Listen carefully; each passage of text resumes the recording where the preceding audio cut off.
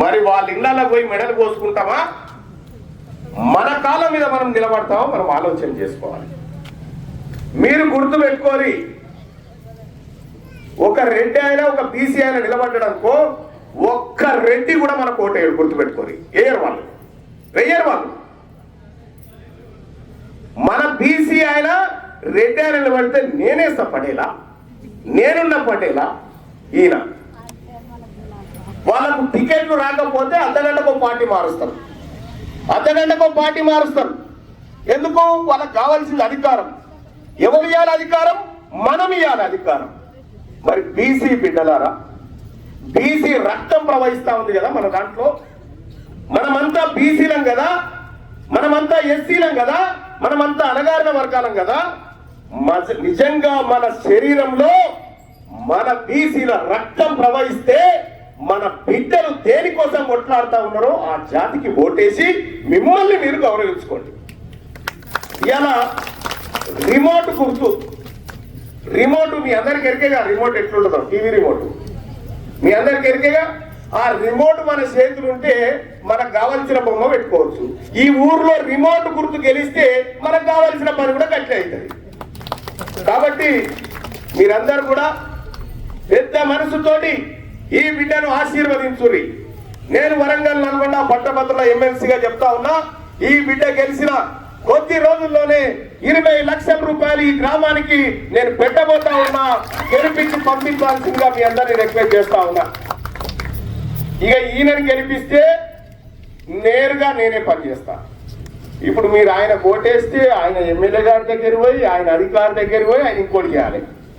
ఇదే నవీన్ గారు గెలిస్తే ఏం జరుగుతుందంటే, తల్లి తీన్మార్ మల్లన్న గెలిచినట్టు, ఇక్కడ తీన్మార్ మల్లన్న గెలిచినట్టు నవీన్ గెలిస్తే మీకు ఏ కష్టం ఉన్నా ఈ రాష్ట్రంలో ఒక్క ఫోన్ కాల్తో నేను చేయగలుగుతా.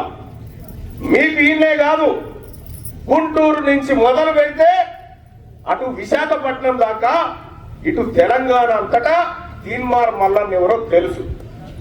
మీకు దవాఖానలో పని ఉన్నా, మీకు ఎక్కడైనా విద్యా సంస్థల్లో పని ఉన్నా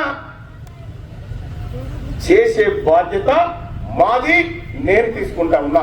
మీరు ఎవరి కింద చేయి దాపాల్సిన పని లేదు.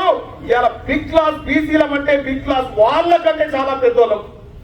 మీ ఓట్లతో 3 వార్డులన్నా గెలుస్తారా? పోనీనా మీ ఓట్లు మీరు వేసుకొని 3 వార్డులన్నా గెలుస్తారా? అంటే ఎవరి మీద ఎవరు డిపెండ్ అయ్యారు? ఇక్కడ మనం ఒకటి అర్థం చేసుకోవాలి. మొన్న రైతు భరోసా నిధులు తెచ్చిరు కదా, 9,000 కోట్ల రూపాయలు అప్పు తెచ్చిరు. 9,000 కోట్ల రూపాయలు అప్పు తెచ్చి ఈ 9,000లో మన బీసీల నెత్తి మీద ఎంత అప్పు పెట్టి ఎరికేనా? 5,200 కోట్లు మన బీసీల నెత్తి మీద పెట్టి వీళ్ళు రేట్లు పెట్టి మన బీసీ రైతులకు వంచింది ఎంత ఎరికేనా? 4,300 కోట్లు పంచారు. అప్పుడేమో 5,200 కోట్లు, మనకు వంచిందేమో 4,300 కోట్లు. మరి ఈ అప్పర్ క్యాస్ట్ వాళ్ళకి రెడ్లకి ఎంత అప్పు వేసి ఎరికేనా? 870 కోట్లు వేసారు. 870 కోట్ల అప్పు వాళ్ళని ఎత్తినేసి వాళ్ళకి వంచింది 4,200 కోట్లు పంచారు. అంటే ఎవరి సొమ్ము ఎవరు తింటున్నట్టు? మన సొమ్మే వాళ్ళు తింటా ఉన్నారు. ఒక్కటి కాదు, ఇట్లా అనేకమైనటువంటి లెక్కలు ఉన్నాయి నా దగ్గర. ఈ లెక్కలు బయట పెట్టినందుకే, ఈ లెక్కలు బయటికి వస్తే మమ్మల్ని ఎక్కడ జనం ఓటేయరో అని చెప్పి భయపడకుండా తిరుగుతా ఉన్నారు. ఇలా సోదరులారా, ఈ గొర్రెంకొండలో మీ సోదరుడు మీ బిడ్డ గెలిస్తే జరిగేటువంటి కార్యక్రమాలు అనేకం ఉన్నాయి. మీకు ఎక్కడ ఏ కష్టం వచ్చినా మీ బిడ్డ తీన్మార్ మల్లన్న ఉన్నాడు. మిమ్మల్ని కంటికి రెప్ప లెక్క, తల్లి కోడి లెక్క కాపాడుకునేటువంటి ప్రయత్నం నేను చేస్తానని తెలియజేస్తూనే, అలాగే మన నవీన్ గెలిస్తే, మన గెలిపిస్తే మన ఊర్లో ప్రతి గల్లీకి సీసీ కెమెరాలు ఏర్పాటు చేసి సొంత నిధులతోని, ఎవరికి చేయి దాపకుండా సొంత నిధులు పెట్టి సీసీ కెమెరాలు ఏర్పాటు చేయించబోతా ఉన్నాం. ఓకే, సొంత నిధులతో ఒక అంబులెన్స్ ఎక్కడైనా దవాఖానకు పోవాలంటే ఒక అంబులెన్స్ ఏర్పాటు చేయబోతా ఉన్నాం. ఊరూరికి సీసీ కెమెరాలు, వీధి లైట్ల ఏర్పాటు, ఊర్లో ఉన్న అన్ని అంతర్గత రహదారుల్లో సీసీ రోడ్ల ఏర్పాటు నేనే ఇస్తా కదా నిధులు. రేపు పొద్దుగాల గ్రామంలో ప్రతి ఏరియాలో పారిశుద్ధ్య సమస్య పరిష్కారాలు, క్రీడా రంగాన్ని ప్రోత్సహించేందుకు యువతకు క్రీడా పరికరాలు అందజేయబోతా ఉన్నాం. అలాగే ప్రతి ఏడాది మండల స్థాయిలో గ్రామంలో క్రీడా పోటీలు నిర్వహించబోతా ఉన్నాం. గ్రామ ప్రజల ఆరోగ్య అవసరాల కోసం మెడికల్ క్యాంపులను కూడా ఏర్పాటు చేయబోతా ఉన్నాం.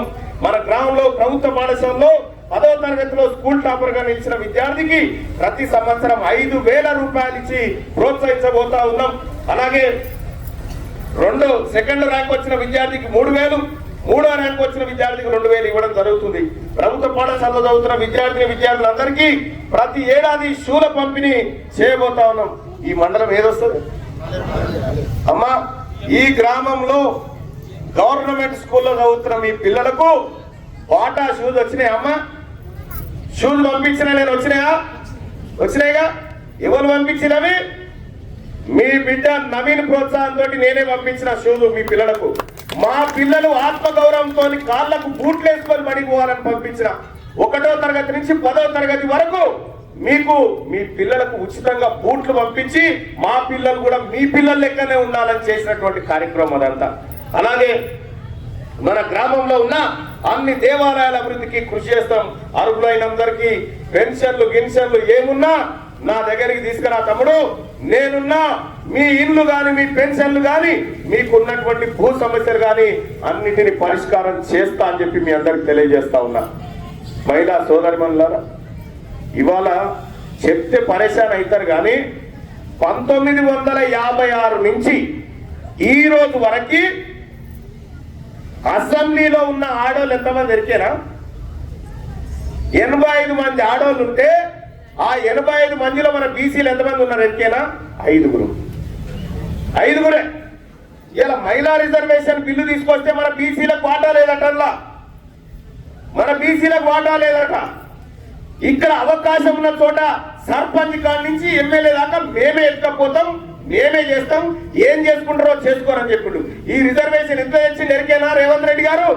బీసీలు మీకేమి చెప్పర్రా, మీరు ఏం చేసుకుంటారో చేసుకోపోర్రా అని జీవో 46 తీసుకొచ్చి మన ముఖాన్ని కొడితే ఇవాళ ఈ ఊర్లో రెట్లు పోటీ చేస్తా ఉన్నారు.